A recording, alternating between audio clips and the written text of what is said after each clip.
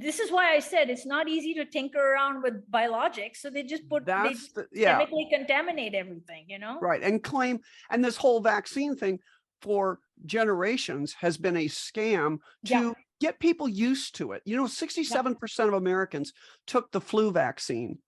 5% of Estonians, they had the same outcomes.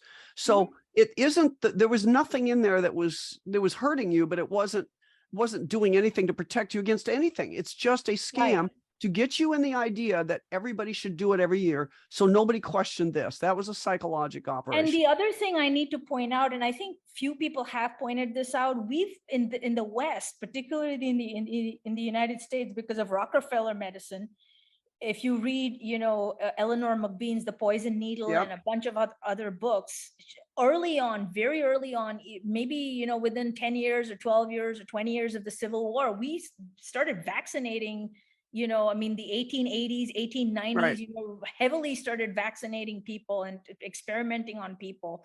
So how many generations of Americans is that have received vaccinations? I'd say maybe 100 to 120 years of just vaccine damage, okay? Right. And you pass it on from one generation to another. You're getting, on top of that, you're getting EMFs from all over the place. You're getting radio waves from all over the place.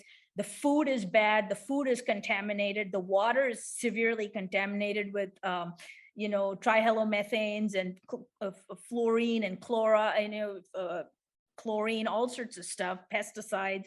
You know how much damage the body is? The body can only take so much stuff. And then I think an American usually gets between 40 to 100 vaccines in their lifetime, because you got all these boosters, taking the meningococcal vaccine, the flu vaccine every year. The children are given a trivalent hepatitis vaccine. Why are you giving a little baby a hepatitis B vaccine? That's just ridiculous. That's what they do now. Let me